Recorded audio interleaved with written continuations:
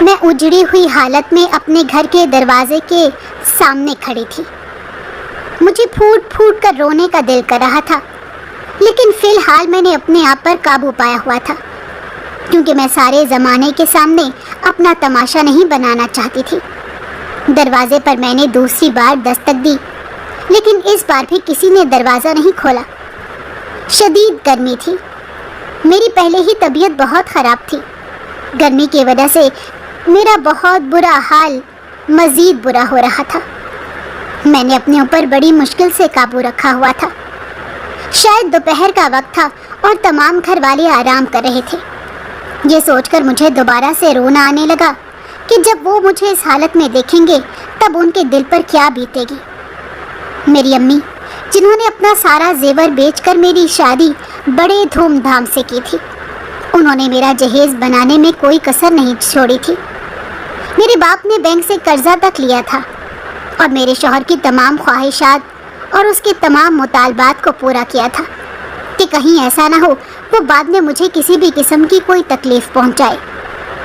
کتنی کوششوں کے باوجود بھی آخر میں خالی ہاتھ رہ گئی۔ میرا شوہر مجھے چھوڑ کر بھاگ چکا تھا۔ میرے لیے اس سے بڑھ کر شرمندگی کی کوئی بات نہیں تھی۔ مجھے سمجھ نہیں آ رہی تھی کہ میں زمانے کا کیسے سامنا کروں گی، کیسے ان کے سوالات کے جوابات دوں گی۔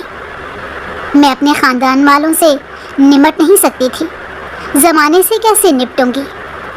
دل کیا کہ یہیں سے کہیں دور چلی جاؤں اور گھر والوں کو اس بارے میں کچھ بھی نہ بتاؤں، پر میں ایسا کر کے ان پر مزید قیامت نہیں ڈھانا چاہتی تھی۔ اگر میں بالفرض ایسا کر بھی دیتی تو نہ صرف خود بہت بڑی مشکل میں پھنس جاتی، بلکہ اس کے ساتھ ساتھ اپنے گھر والوں کو بھی پریشانی میں مبتلا کر دیتی۔ ابھی کچھ دیر پہلے ہی میں ایک ایسی عورت کے ہتھے چڑھ گئی تھی جو بالکل بھی ٹھیک عورت نہیں تھی۔ مجھے اگر وہ نیک انسان نہ ملتا تو میں کبھی بھی اس عورت کے چنگل سے نہ نکل سکتی۔ تکلیف سے میں نے اپنی آنکھیں بند کر لی اور پھر اپنے گھر کے سامنے ہی بیٹھ گئی۔ مجھے بیٹھے ہوئے تھوڑی ہی دیر گزری تھی جب کوئی دروازے کی طرف آیا۔ جب اس نے پوچھا کون ہے، تب اس کی آواز پہچان کر مجھے اندازہ ہو گیا کہ یہ میرا چھوٹا بھائی ہے۔ بھائی کی آواز سن کر مجھے نئے سرے سے رونا آنے لگا۔ میں نے بڑی مشکل سے اپنے لہجے پر قابو پایا اور اس سے کہا کہ میں ہوں۔ وہ خوش ہو گیا اور خوشی سے دروازہ کھول دیا، لیکن میری حالت دیکھ کر اس کا منہ کھلے کا کھلا رہ گیا۔ وہ تیزی سے جھکا، مجھے اٹھاتے ہوئے بولا، کیا ہو گیا ہے آپی؟ آپ اتنی پریشان حالت میں کیوں بیٹھی ہیں؟ اور یہ آپ کے کپڑے اتنے خراب کیوں ہیں؟ اس نے جب میرے چہرے پر زخموں کے نشانات دیکھے تو مزید پریشان ہو گیا۔ میں کچھ بھی نہیں بولی اور اس کے گلے لگ کر پھوٹ پھوٹ کر رونے لگی۔ وہ اتنا چھوٹا بھی نہیں تھا کہ میری حالت دیکھ کر یہ سمجھ نہ پاتا کہ میرے ساتھ کیا ہو چکا ہے، اس لیے اس نے انتہائی تحمل کا مظاہرہ کیا۔ مجھے اٹھا کر اندر لے گیا۔ گھر کے تمام افراد اس وقت گہری نیند سو رہے تھے۔ اس نے مجھے لاؤنج میں بٹھایا اور خود تیزی سے امی کے دروازے کی طرف بڑھا۔ میری آنکھوں سے مسلسل آنسو بہہ رہے تھے۔ میرا دل خون کے آنسو رو رہا تھا۔ میرا دل کر رہا تھا کہ میں اپنی جان لے لوں یا پھر کہیں بہت دور غائب ہو جاؤں، مگر میں بے بس تھی۔ میرے ہاتھ میں کچھ بھی نہیں تھا۔ میں اللہ تعالیٰ سے مدد مانگنے کے علاوہ اور کچھ بھی نہیں کر سکتی تھی۔ میں وہیں بیٹھ گئی اور اللہ تعالیٰ سے صبر کی دعا کرنے لگی۔ تھوڑی دیر بعد جب امی باہر نکلی تو میری حالت دیکھ کر ان کے منہ سے ایک زوردار چیخ نکلی۔ وہ وہیں زمین پر گر گئی۔ امی کو زمین پر گرتا دیکھ کر میں تیزی سے ان کے پاس گئی۔ ان کے دل کی دھڑکن بہت سست ہو چکی تھی۔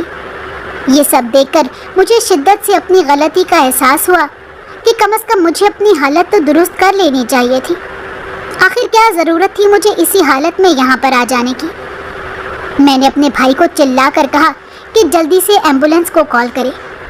بھائی تیزی سے ایمبولینس کو کال کرنے لگا۔ امی کی طبیعت بھی گرتی چلے جا رہی تھی۔ اب گھر کے باقی افراد بھی جاگنے لگے۔ پہلے میری اور پھر امی کی حالت دیکھ کر وہ لوگ بھی پریشان ہو گئے۔ انہوں نے جب مجھ سے سوال کیا تو میں نے انہیں کہا کہ فی الحال سوال کا وقت نہیں ہے، امی کی طبیعت بالکل بھی ٹھیک نہیں ہے، हमें अभी और इसी वक्त उन्हें अस्पताल लेकर जाना होगा। भाई ने मुझे घर में ही रुकने के लिए कहा और खुद अम्मी के साथ अस्पताल चला गया। उनको अस्पताल गए हुए 3 घंटे गुजर चुके थे, लेकिन अभी तक उनकी कोई भी खबर नहीं आई थी। मेरी तो रो रो कर बुरी हालत थी। मेरी बड़ी बहन मेरे पास बैठी मुझे तसल्ली दे रही थी और मुसलसल यही कह रही थी कि अल्लाह ताला पर यकीन रखो और शुक्र अदा करो कि तुम्हारी उस जलील इंसान से जान छूट गई। मुझे यकीन है कि अल्लाह ताला ने तुम्हारे लिए कुछ बेहतर ही रखा होगा। बड़ी बहन की बातें सुनकर मुझे किसी हद तक तसल्ली हो रही थी, लेकिन फिर ताई जान ने आकर सब कुछ ही खराब कर दिया। उन्होंने मेरी तरफ देखा और मुझ पर तंज की बारिश शुरू कर दी। उन्होंने इंतहाई बेदर्दी से मेरा माजी मेरे सामने रख दिया और कहने लगी कि मुझे तो यकीन है कि इसके पुराने किसी आशिक से इसके शौहर की मुलाकात हो गई होगी, जिसकी वजह से उसने इसे तलाक देकर घर से बाहर निकाल दिया है। मैंने बेयकीनी से अपनी ताई जान की तरफ देखा, जो इस तरह के हालात में भी ऐसी बातें कर रही थी। जब मैंने अपनी बहन की तरफ देखा तो वो भी मुझसे नजरें चुराने लगी, यानी मेरी बहन को भी किसी हद तक ऐसा ही लगता था। मैंने ताई जान के सामने हाथ जोड़ते हुए कहा कि खुदा के लिए अब तो ये बात छोड़ दें। अब तो इस बात को एक लंबा अरसा गुजर गया है, सब लोग ये भूल चुके हैं। आप ये क्यों नहीं भूलती? आपको पता है कि इस वक्त मेरी कोई गलती भी नहीं थी। मुझ पर सिर्फ और सिर्फ इल्ज़ाम लगा था या जो भी था, लेकिन उसकी वजह से तुम्हारी पहले भी ज़िंदगी ख़राब हो गई थी और मुझे यकीन है कि अभी भी उसी बात की वजह से तुम्हारी ज़िंदगी ख़राब हुई है। ताई जान से बहस करना फजूल था, क्योंकि उन्होंने पहले कभी मेरी बात नहीं मानी थी, तो वो अब क्यों मानती। लिहाजा मैंने उनसे मुंह मोड़ लिया और दोबारा से अपना सर अपनी बहन की गोद में रख दिया। वो मेरे बालों में उंगलियां चलाने लगी, जिससे मुझे काफ़ी हद तक सुकून महसूस हो रहा था। मैंने यकदम ही आंखें खोली और उसे कहा कि तुम्हें मेरी बात पर यकीन है ना? उसने मुझे तसल्ली दी और कहा कि मुझे तुम्हारी हर बात पर यकीन है, और जहाँ तक तुम्हारे उस फ्रॉडिये शौहर का सवाल है तो तुम फिक्र मत करो, मैं उसके साथ बहुत ही बुरा सलूक करूँगी। मेरे शौहर का एक दोस्त पुलिस में होता है, मैं उससे कहकर तुम्हारे साबका शौहर को पकड़वाऊँगी और उसे उसकी सज़ा दिलवाऊँगी। मेरी बहन की बात सुनकर मुझे दोबारा से तसल्ली होने लगी और मेरे दिल में दोबारा से ठंडक फैलने लगी। दूसरी तरफ ताई की बातें सुनकर मेरा दिल एक बार फिर से कांप उठा था और मुझे माजी का वाक़या याद आ गया था। उस वक्त मैं सिर्फ और सिर्फ 17 साल की थी जब ये वाक़या मेरे साथ रोनुमा हुआ था। उसमें मेरा कोई कसूर भी नहीं था। ये बात तमाम घर वाले अच्छी तरह से जानते थे। ताई जान को भी इसका एहसास था, लेकिन फिर भी वो मुझे अक्सर ताने देती रहती थी। उसकी वजह ये भी थी कि वो मुझे शुरू से ही पसंद नहीं करती थी। दरअसल शाम का वक्त था। मैं मामूल की तरह छत पर बैठी हुई डाइजेस्ट पढ़ रही थी, जब अचानक ही एक लड़का छत की दीवार फलांगकर हमारे घर की तरफ आ गया। वो भी उस वक्त 17 साल का ही था। वो बहुत ही प्यारा और खूबरू था। यकीनन वो एक अच्छे ख़ानदान का लग रहा था, लेकिन उसकी ये हरकत बिल्कुल भी अच्छी नहीं थी। मैंने उससे सख्ती का मुजाहरा किया और इंतहाई दो टोक लहजे में उसे अपने घर से चले जाने का कहा। मेरी बात सुनकर वो पुरस्रार अंदाज में मुस्कुराने लगा और इंतहाई बेबाकी से कहने लगा, जब जन्नत तुम्हारे सामने हो तो क्या तुम जन्नत को छोड़ना पसंद करोगी? उसकी ये बात सुनकर मेरा दिमाग गुस्से से खौलने लगा। इससे पहले कि मैं उसे धक्के देकर वहाँ से निकालती या उसे बातें सुनाती, उसने मेरा हाथ पकड़ लिया और उसी वक्त मेरी ताई का बेटा छत के ऊपर आ गया। ये मंजर देखकर वो गुस्से में आ गया और लड़के को पीटने लगा। इससे पहले कि वो लड़के की जान ले लेता, मैंने अपने कज़न को तेज़ी से पीछे किया और उसे लड़के को छोड़ देने के लिए कहा, लेकिन उसके साथ ही मेरे कज़न ने मेरे चेहरे पर ज़ोरदार थप्पड़ मारा। मैं उसके लिए बिल्कुल भी तैयार नहीं थी। मैं बेयकीनी के साथ अपने कज़न को देख रही थी। वो भी बेयकीनी से मेरी तरफ ही देख रहा था। यकीनन उसे एक बहुत बड़ी गलतफहमी हो गई थी। میں اس کی غلط فہمی دور کرنا چاہتی تھی، لیکن اس نے مجھے اس چیز کا موقع ہی نہیں دیا۔ تھوڑی دیر بعد تمام گھر والے وہیں چھت پر آ گئے۔ سامنے کا منظر دیکھ کر انہوں نے وہی سمجھا جو کہ سمجھنا تھا۔ میں اپنی امی کو کہنے لگی، اس میں میرا کوئی بھی قصور نہیں ہے، میں بالکل ٹھیک کہہ رہی ہوں۔ لیکن اس وقت تک یہ بات پورے محلے میں پھیل چکی تھی۔ میرے تمام محلے والے اپنے گھروں کی چھتوں پر کھڑے یہ منظر دیکھ رہے تھے۔ میری امی میری بات پر یقین نہ کرتی اگر وہ لڑکا خود ہی نہ بول پڑتا کہ اس لڑکی کا کوئی قصور نہیں۔ جب اس لڑکے نے کہا تو میری امی میرا ہاتھ پکڑ کر مجھے نیچے لے گئی اور میرے گلے لگ کر پھوٹ پھوٹ کر رونے لگی، مجھ سے معافیاں مانگنے لگی۔ لیکن اس وقت میری امی نے مجھ پر یقین نہیں کیا تھا جب مجھے ان کے یقین کی ضرورت تھی۔ اس وجہ سے اب مجھے ان کی معافی سے کوئی فرق نہیں پڑ رہا تھا۔ میں نے بعد میں امی سے کچھ بھی نہ کہا۔ دن تیزی سے گزرتے چلے گئے، لیکن میری شہرت بری ہو چکی تھی۔ محلے کے تمام لوگ ہی مجھے برا کہنے لگے تھے۔ یہ سب کچھ اس اجنبی لڑکے کی وجہ سے ہوا تھا جس نے نہ صرف خود اپنی زندگی کو مصیبت میں ڈالا تھا، بلکہ اس کے ساتھ ساتھ اس نے میری زندگی بھی اجیرن بنا دی تھی۔ لہٰذا تھوڑے ہی عرصے بعد ہم وہ محلہ چھوڑ کر دوسرے محلے میں شفٹ ہو گئے، جس کی وجہ سے کافی حد تک میرے اوپر سے یہ داغ ختم ہو چکا تھا۔ مگر میری تائی امی ابھی تک میرے کردار پر انگلی اٹھانے سے باز نہیں آتی تھی۔ ان کی یہ باتیں مجھے ہمیشہ ہی بہت تکلیف دیتی تھیں۔ کبھی کبھار تو ایسا ہوتا تھا کہ تائی امی کی باتیں میں سوچ سوچ کر ساری رات ہی روتی رہتی تھی، جس کی وجہ سے میں اکثر بیمار بھی رہنے لگی تھی۔ ایک دن میری طبیعت بہت زیادہ خراب ہو گئی۔ امی مجھے ڈاکٹر کے پاس لے کر گئی تو ڈاکٹر نے انہیں بتایا کہ اسے کسی بات کی ٹینشن ہے جو اسے چین کا سانس نہیں لینے دے رہی۔ امی نے جب مجھ سے پوچھا تو میں نے انہیں صاف صاف بتا دیا کہ تائی امی کی باتیں مجھے پریشان کر دیتی ہیں، وہ باتیں سوچ کر میں ساری رات روتی رہتی ہوں۔ امی نے مجھ سے وعدہ کیا اور مجھے تسلی دیتے ہوئے کہا کہ آئندہ تم سے کوئی بھی اس قسم کی بات نہیں کرے گا۔ اس کے بعد ویسا ہی ہوا۔ تائی امی نے دوبارہ مجھے کبھی بھی کچھ نہ کہا، لیکن ان کی آنکھیں میرے پورے وجود کا ایکس رے کرتی تھیں۔ مجھے یوں لگتا تھا جیسے وہ اپنی آنکھوں سے ہی مجھے قتل کر دیں گی۔ میں ہر ممکن کوشش کرتی تھی کہ اپنی تائی امی کے سامنے نہ ہی جاؤں، اور اس کوشش میں کسی حد تک کامیاب ہی ہو چکی تھی۔ اس کے بعد میری زندگی دوبارہ سے معمول پر آ گئی، مگر میں اس واقعے کو بھلا نہیں پائی۔ اکثر رات کے وقت وہی واقعہ خواب میں دیکھ کر میری آنکھ کھل جاتی تھی۔ وہ بہت ہی عجیب و غریب خواب ہوتا تھا۔ اکثر میں یہی دیکھا کرتی تھی کہ جس لڑکے نے میری عزت سارے محلے میں خراب کی تھی، وہ خواب میں مجھے یہ کہتا تھا کہ میں بہت جلد تمہیں لینے کے لیے آؤں گا۔ اس لڑکے سے ملنا تو دور، میں تو اس کی شکل دیکھنا بھی پسند نہیں کرتی۔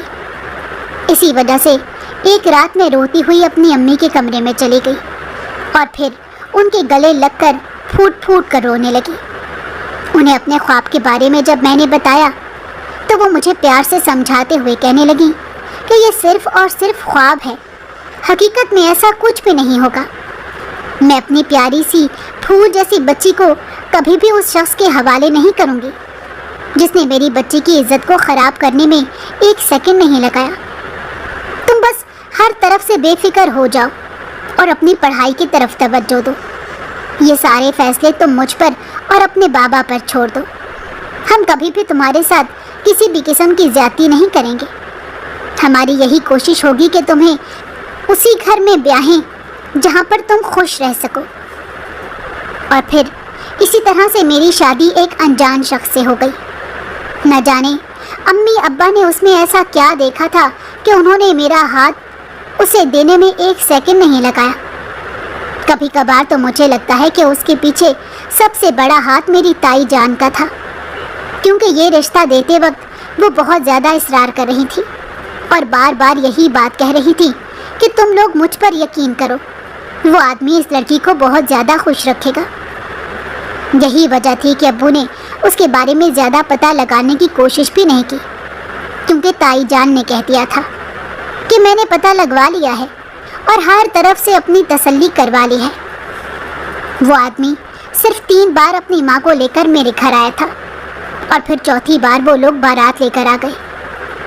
اپنی شادی کے دن میں بہت زیادہ ڈری ہوئی تھی، نہ جانے کیوں میرا دل بہت زیادہ گھبرا رہا تھا اور مجھے شدت سے کچھ غلط ہونے کا احساس ہو رہا تھا۔ 2 دن تو نہایت ہی پرسکون انداز میں گزر گئے، لیکن 3 دن کے بعد مجھ پر ایک ایسی قیامت ٹوٹی جس نے مجھے ہلا کر رکھ دیا۔ میں سوچ بھی نہیں سکتی تھی کہ میرا شوہر میرے ساتھ ایسا کر سکتا ہے۔ صبح کا وقت تھا، میں کچن میں کھڑی ناشتہ بنا رہی تھی جب میں نے دیکھا میرا شوہر سوٹ کیس لے کر سیڑھیوں سے نیچے اتر رہا تھا۔ اس کو سوٹ کیس اٹھائے دیکھ کر میں حیران ہو گئی اور اس سے پوچھنے لگی کہ کیا ہم کہیں پر جا رہے ہیں۔ میری بات سن کر وہ پراسرار انداز میں مسکرانے لگا اور کہنے لگا، میری معصوم سی بیوی، ہم کہیں پر نہیں جا رہے بلکہ میں کہیں پر جا رہا ہوں۔ اب حیرت کا دوسرا جھٹکا تھا جو مجھے لگ رہا تھا۔ میں اس کی طرف سوالیہ نظروں سے دیکھنے لگی۔ تھوڑی دیر بعد وہ میرے قریب آیا اور میرے کان میں سرگوشی کی۔ اس نے جو الفاظ ادا کیے تھے وہ سن کر مجھے لگا کہ میرے قدموں کے نیچے سے زمین نکل گئی ہو۔ میں بے یقینی سے اس کے چہرے کی طرف دیکھ رہی تھی اور یقین کرنے کی کوشش کر رہی تھی کہ ابھی تھوڑی دیر پہلے جو کچھ بھی ہوا ہے وہ سچ ہے یا پھر میں نے کوئی ڈراؤنا خواب دیکھ لیا ہے۔ میرے شوہر نے میرے کان میں 3 بار کہا تھا کہ میں تمہیں طلاق دیتا ہوں، تمہیں طلاق دیتا ہوں، تمہیں طلاق دیتا ہوں۔ میں بے یقینی سے ہنسنے لگی، اتنا ہنسی کہ میری آنکھوں میں آنسو آ گئے۔ پھر میں نے اس سے ایک امید سے پوچھا کہ ابھی جو کچھ بھی تم نے کیا ہے وہ مذاق تھا نا؟ میری بات سن کر اس نے تیزی سے نفی میں سر ہلایا اور مسکراتے ہوئے کہنے لگا، نہیں، اس میں کوئی مذاق نہیں تھا۔ اور پھر اس نے وہ الفاظ میرے سامنے اونچی آواز میں ادا کیے۔ میں یہ سن کر پھوٹ پھوٹ کر رونے لگی، اس کے قدموں میں بیٹھ گئی اور اس کی منتیں کرتے ہوئے کہنے لگی، خدا کے لیے ایسا مت کرو، تم کہہ دو کہ یہ سب جھوٹ ہے، تم مذاق میں یہ سب کچھ کہہ رہے ہو۔ اس نے مجھے لات مار کر پیچھے کیا اور انتہائی بے دردی سے میرا بازو پکڑ کر مجھے گھسیٹ کر گھر سے باہر نکالنے لگا۔ اس کے بعد وہ خود بھی ایک گاڑی میں بیٹھ کر چلا گیا۔ جاتے جاتے اس نے مجھے یہ کہا تھا کہ یہ گھر جو تم نے میرا سمجھ رکھا تھا اصل میں میرا نہیں ہے بلکہ یہ میرے ایک دوست کا ہے۔ اگر تم چاہتی ہو کہ تمہاری عزت محفوظ رہے اور میرا دوست تمہیں کسی بھی قسم کا کوئی نقصان نہ پہنچائے تو ابھی اور اسی وقت اٹھو، یہاں سے اپنے گھر چلی جاؤ، ورنہ اگر تم اس کے ہاتھ لگ گئی اور تمہارے ساتھ کچھ ایسا ویسا ہو گیا تو اس کا ذمہ دار میں بالکل بھی نہیں ہوں گا۔ میرا شوہر مجھ سے یوں بات کر رہا تھا جیسے وہ مجھے یہ سب کچھ بتا کر مجھ پر کوئی بہت بڑا احسان کر رہا ہو، اور پھر اس نے مجھے اسی حالت میں چھوڑا اور خود وہاں سے چلا گیا۔ کافی دیر تک تو میں یوں ہی زمین پر بیٹھی رہی۔ مجھے بیٹھے ہوئے تھوڑی ہی دیر گزری تھی جب اچانک وہاں پر ایک عورت آئی۔ میں نے نظر اٹھا کر عورت کی طرف دیکھا، وہ مسکراتی ہوئی نظروں سے میری طرف دیکھ رہی تھی۔ وہ میرے پاس گھٹنوں کے بل بیٹھ گئی اور مجھ سے کہنے لگی کہ تھوڑی دیر پہلے تمہارے ساتھ جو کچھ بھی ہوا ہے میں نے وہ اپنی آنکھوں سے دیکھا ہے اور مجھے اس کے لیے بہت زیادہ افسوس ہو رہا ہے۔ میں تمہاری مدد کرنے کے لیے تیار ہوں، تم فی الحال جلدی سے یہاں سے اٹھو اور میرے ساتھ میرے گھر چلو، کیونکہ اس گھر کا مالک بہت ہی بے رحم اور ظالم انسان ہے، اس سے کہیں زیادہ وہ عیاش آدمی ہے۔ اگر تم اس کے ہاتھ لگ گئی تو وہ تمہیں نقصان پہنچانے میں 1 منٹ بھی نہیں لگائے گا۔ میرا شوہر تو میری زندگی سے نکل چکا تھا، میرے پاس اب دولت بھی نہیں بچی تھی، اب صرف ایک عزت ہی تھی جو میرے پاس بچی تھی۔ اس لیے میں جلدی سے اٹھی اور اس عورت کے ساتھ جانے کے لیے تیار ہو گئی، یہ سوچے سمجھے بغیر کہ نہ تو میں اس عورت کو جانتی ہوں اور نہ ہی میں نے پہلے اس عورت کو کبھی دیکھا ہے۔ میں نہیں جانتی تھی کہ کچھ دیر میں مجھ پر ایک ایسی قیامت ٹوٹ کر برسنے والی ہے جو مجھے اندر تک ہلا کر رکھ دے گی۔ उस औरत ने मुझे गाड़ी में बैठने के लिए कहा। मैं खामोशी से उसके साथ गाड़ी में बैठ गई। उस वक्त मेरा जहन बिल्कुल भी काम नहीं कर रहा था। मैंने ये भी नहीं सोचा कि ये औरत मुझे अपने घर जाने के लिए कह रही थी, जो कि करीब ही था, जबकि अब ये मुझे अपने घर ले जाने के बजाय गाड़ी में बिठाकर न जाने कहाँ पर ले जा रही थी। थोड़ी देर बाद गाड़ी एक बहुत ही बड़ी हवेली के सामने जाकर रुकी और उस हवेली को देखकर मुझे शिद्दत से कुछ गलत होने का एहसास हुआ। उस औरत ने जब मुझे हवेली के अंदर जाने के लिए कहा, तब मैंने तेजी से नफ़ी में सर हिलाया। अचानक उस औरत ने एक गार्ड को आवाज़ दी। उस गार्ड ने मुझे बाजू से पकड़ा और घसीटते हुए हवेली के अंदर ले जाने लगा। हवेली के अंदर का मंजर देखकर मुझे अंदाज़ा हुआ कि मैं बहुत ही अजीब व गरीब जगह पर आ गई हूँ।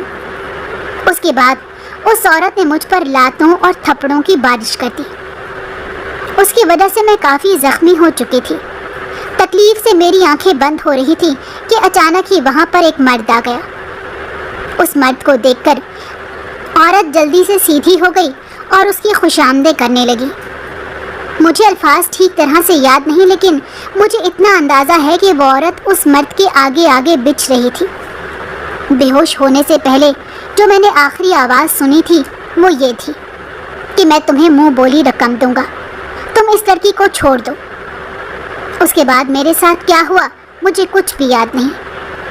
थोड़ी देर बाद उस औरत ने मुझे दोबारा होश में लाया और मुझे कहने लगी, तुम्हारी किस्मत अच्छी थी, इसी वजह से तुम बच गई हो।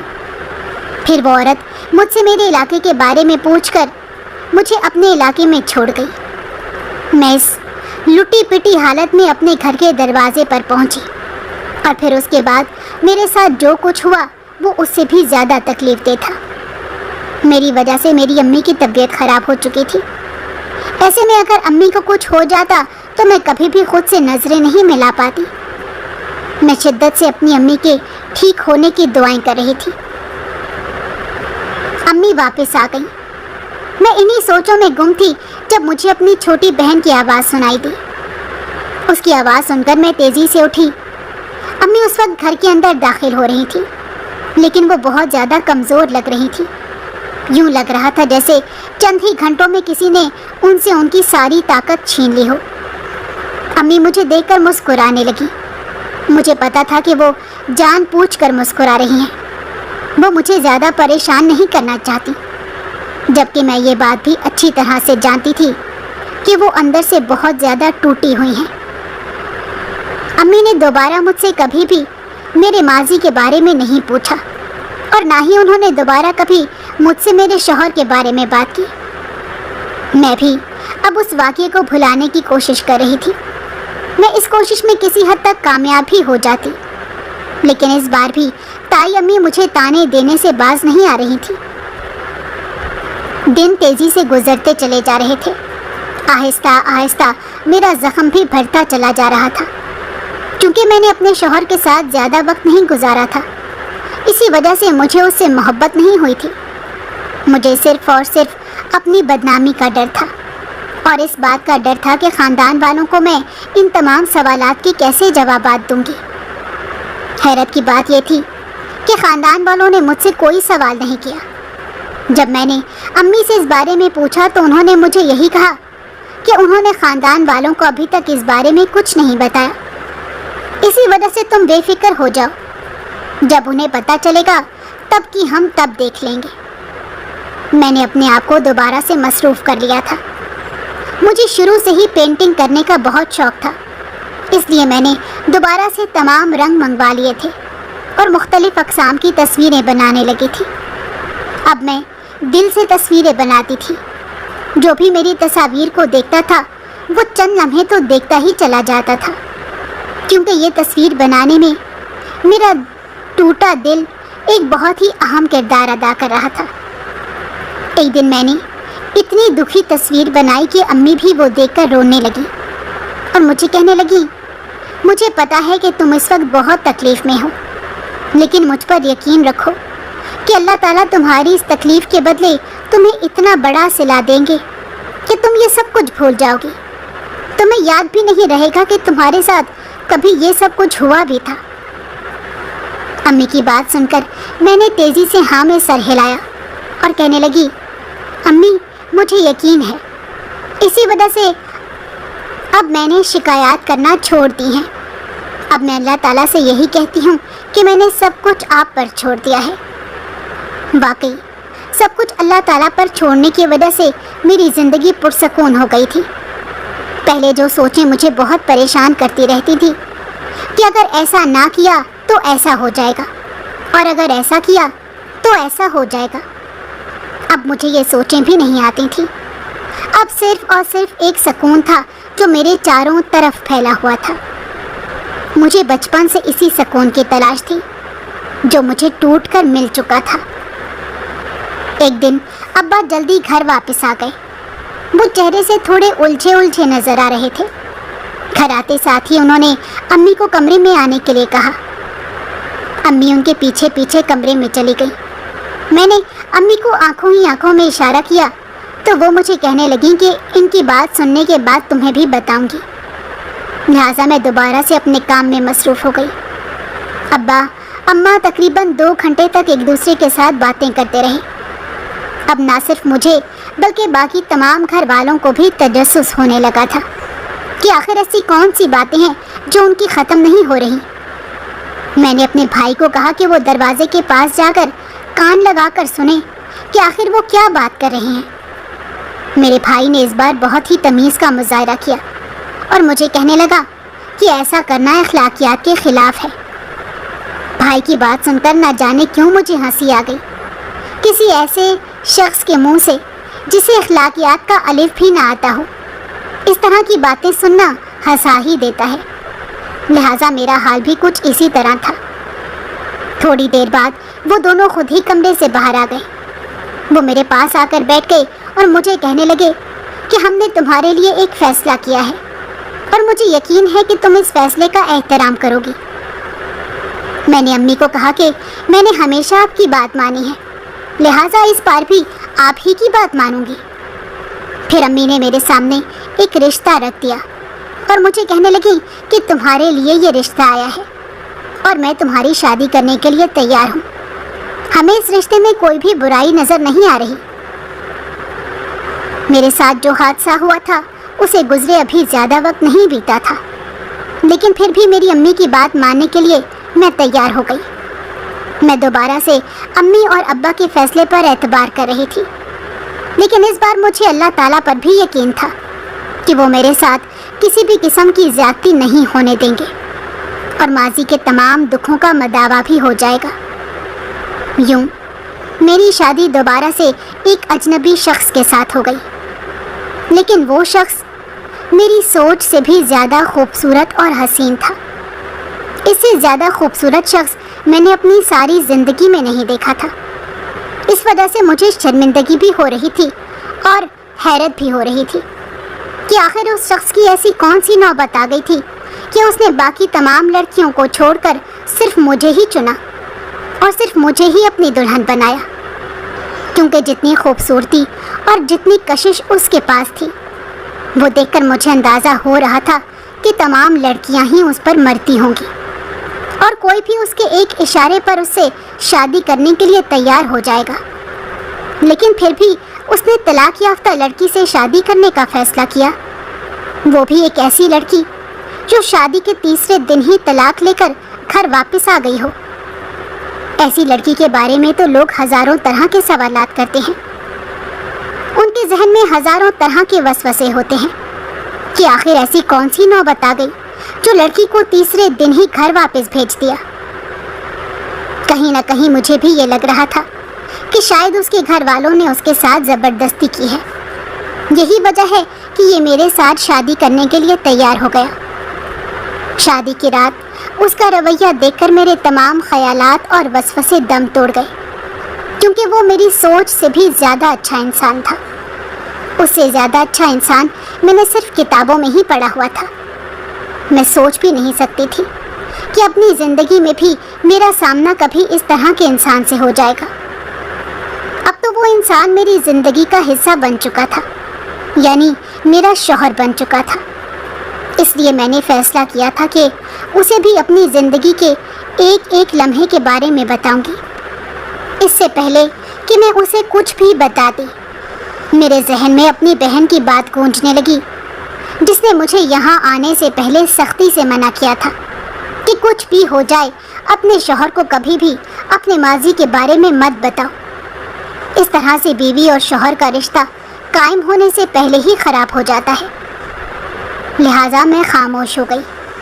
مجھے ایک دم بولتا اور پھر خاموش ہوتا دیکھ کر وہ مجھ سے پوچھنے لگا کہ تم مجھ سے کچھ کہنا چاہتی ہو؟ میں نے تیزی سے نفی میں سر ہلایا۔ نہ جانے مجھے کیوں لگا کہ میرے نفی میں سر ہلانے کی وجہ سے وہ مایوس ہو گیا ہو۔ پھر میں نے اس کی طرف زیادہ دھیان نہیں دیا۔ دن تیزی کے ساتھ گزرتے جا رہے تھے۔ میں بہت زیادہ خوش تھی۔ یہ لوگ میری سوچ سے بھی زیادہ اچھے تھے۔ وہ میرا ہر طرح سے خیال رکھتے تھے۔ میری ساس مجھے بیٹا بیٹا کہتے نہ تھکتی تھی، اور ہر وقت ہی تمام نوکرانیاں میرے آگے پیچھے گھومتی پھرتی رہتی۔ یہ لوگ بہت زیادہ امیر تھے۔ ان کے گھر میں پیسے کی بہت ریل پیل تھی۔ یہی وجہ تھی کہ میری ساس نے شادی کے چوتھے دن ہی مجھے اپنے شوہر کے ساتھ گھومنے پھرنے کے لیے شمالی علاقہ جات کی طرف بھیج دیا۔ وہاں پر ہم لوگ تقریباً 1 مہینے تک رہے۔ 1 مہینہ وہاں پر خوشگوار وقت گزارنے کے بعد ہم واپس چلے آئے۔ وہاں پر جب بھی ہم دونوں کسی خوبصورت مقام پر ہوتے تھے، تب میرا شوہر مجھ سے کہتا تھا کہ میں نے تم سے ایک ضروری بات کرنی ہے۔ لیکن جب میں اسے وہ بات کرنے کے لیے کہتی تو وہ ہچکچا جاتا اور مجھے کہنے لگتا کہ کوئی بات نہیں، میں پھر کبھی تم سے اس بارے میں گپ لگا لوں گا۔ مجھے اکثر غصہ آ جاتا تھا، کیونکہ وہ جتنے تجسس سے بات کرنے کا کہتا تھا مجھے لگتا تھا کہ کوئی بہت ہی بڑی بات ہے۔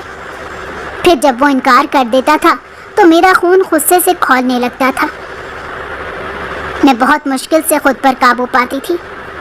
ایک اور چیز جو میں بہت شدت سے نوٹ کر رہی تھی وہ یہ تھی، اب میں دوبارہ زندگی کی طرف لوٹنے لگی تھی۔ اب مجھ میں احساسات، جذبات دوبارہ سے جنم لینے لگے تھے۔ اب میں پہلے کی طرح چھوٹی چھوٹی بات پر ناراض ہو جاتی، کیونکہ اب مجھے منانے کے لیے میرا شوہر موجود تھا۔ میں اسے نخرے دکھاتی، کیونکہ میں جانتی تھی کہ میرا شوہر میرے تمام نخرے اٹھائے گا۔ اس کے علاوہ اب میں اسے اپنی تمام باتیں منواتی تھی، کیونکہ مجھے اپنے شوہر پر بہت زیادہ مان تھا۔ ایک دن وہ خاموشی سے بالکنی میں کھڑا تھا جب میں اس کے پاس جا کر کھڑی ہو گئی۔ ارسلان، میں نے اسے پکارا۔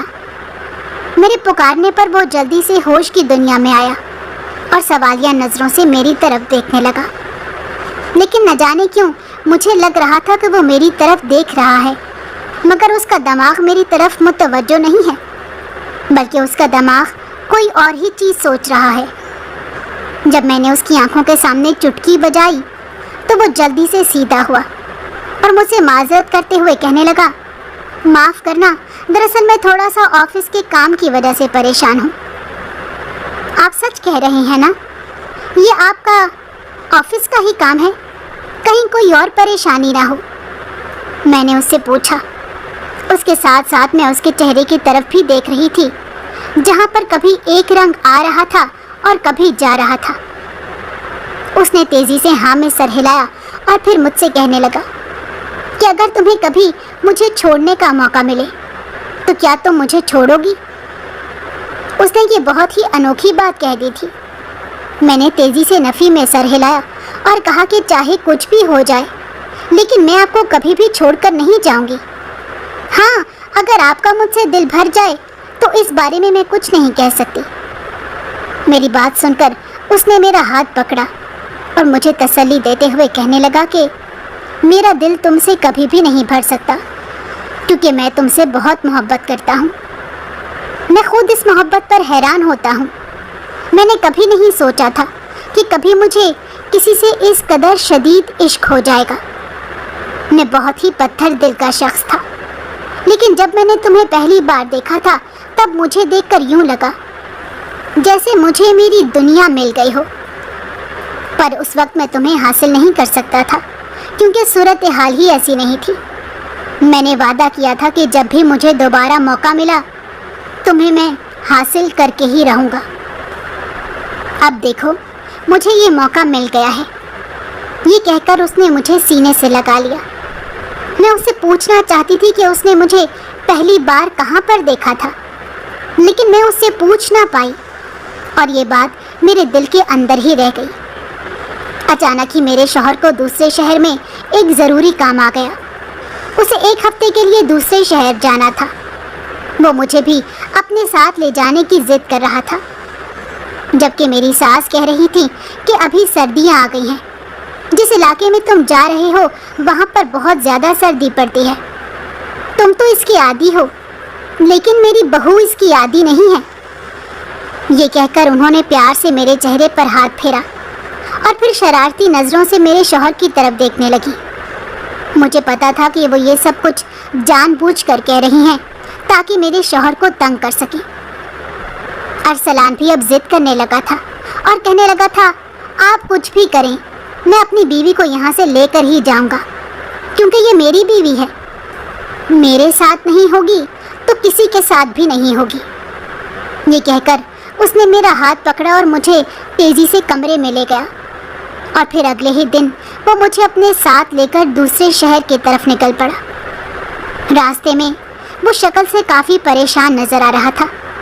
میں نے اسے جب اس کی پریشانی کی وجہ پوچھی تب بھی اس نے میری یہ بات ٹال دی اور مجھے کہنے لگا، میں تم سے بہت محبت کرتا ہوں اور میں تمہیں کبھی بھی نہیں چھوڑ سکتا، خدا کے لیے تم بھی مجھے چھوڑ کر مت جانا۔ اگر تمہیں کبھی میرے ماضی کے بارے میں پتہ چلے تو ماضی کو نظر انداز کر دینا۔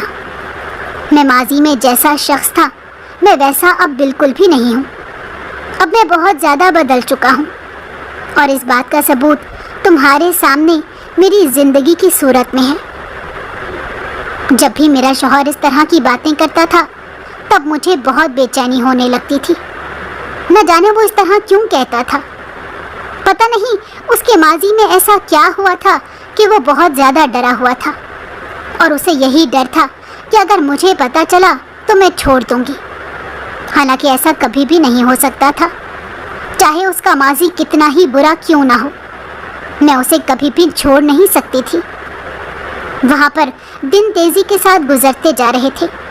میرا شوہر سارا دن آفس میں ہوتا تھا، جبکہ میں سارا دن گھر کے اندر ہی بور ہوتی رہتی تھی۔ اس بارے میں جب میں نے اپنے شوہر سے بات کی تو اس نے مجھے کہا، فکر مت کرو، تمہیں اگلے ہی دن گھمانے پھرانے کے لیے لے جاؤں گا۔ شام کے وقت میں اس کا بے چینی سے انتظار کر رہی تھی۔ جب وہ گھر میں داخل ہوا تو اس کے ساتھ ایک آدمی تھا۔ میں اس آدمی کے چہرے کو نہیں دیکھ سکی۔